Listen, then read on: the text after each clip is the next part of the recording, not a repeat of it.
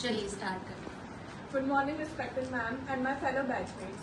Thank you for joining us, Group F, today for our activity on the topic Identification Marks of a Dead Body.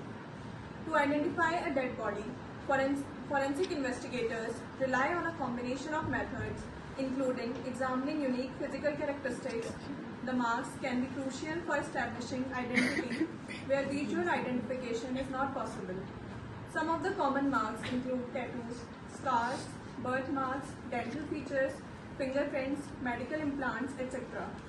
These marks and methods can help investigators establish identity of a deceased person even in challenging cases.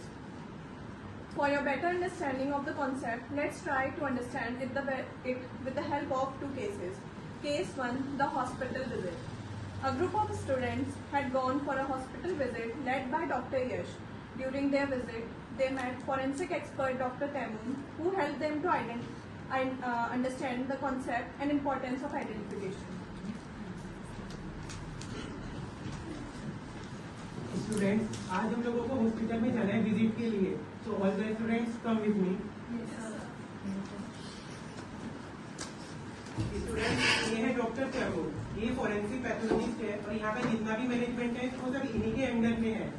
Hi students, आज हम आपको सिखाएंगे कि identification करते कैसे है. Ma'am, identification क्या है? किसी भी अननोन बॉडी, डेड और लिविंग की आइडेंटिटी एस्टैब्लिश करने के लिए जिस प्रोसेस को हम करते हैं उसे आइडेंटिफिकेशन कहते हैं और इसके लिए हम एज, हाइट, वेट, सेक्स और रिलीजन जैसे फैक्टर्स का डेटा कलेक्ट करते हैं. Ma'am, what is the importance of identification?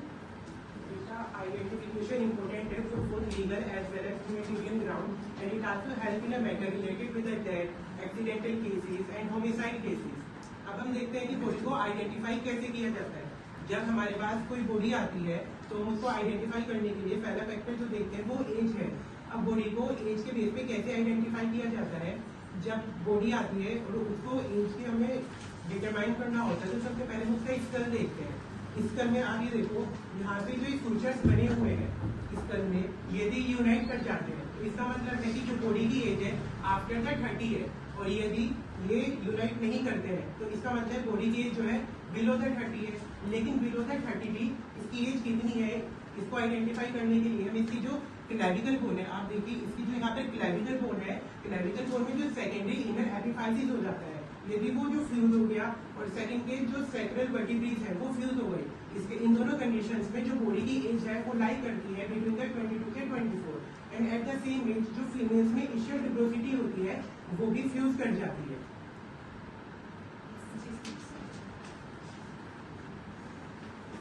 Do you know what is the medical legal importance of knowing the age? No, ma'am. So age has its importance in both legal and medical cases. See, we have criteria like criminal jurisdiction, marriage, contract, rape, and witness, and all these criteria needs to know the age of the deceased. Yes, ma'am. Students, ये जो हमारे पास body आई है आप देखिए यहाँ पे, देखिए यहाँ पे कुछ मार्क्स हैं. क्या कोई बता सकता है ये मार्क क्या आइडेंटिफाई करते हैं? Sir, these marks are more prominent in Muslims. Yes, तुमने बिल्कुल सही बोला.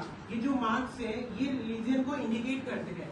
मुस्लिम धर्म में जो लोग प्रेयर करते हैं उसमें एक स्पेसिफिक पोस्चर को मेंटेन करते हैं जिसकी वजह से उनके पैर पे ये कोन कैलोसाइट मार्क्स बन जाते हैं और इससे हमें पता चलता है कि बॉडी जो है किस रिलीजन से बिलोंग करती है. That's a very good question कि why we should know the religion of the body. See, अलग-अलग धर्मों और जाति में लोग अपने शव का अंतिम संस्कार अलग-अलग तरीके से करते हैं. जैसे हिंदू धर्म में शव को अग्निदहन में दिया जाता है और क्रिश्चियंस में उसको कफिन के अंदर बलि किया जाता है ग्राउंड के अंदर, और मुस्लिम रिलीजन में हम डायरेक्ट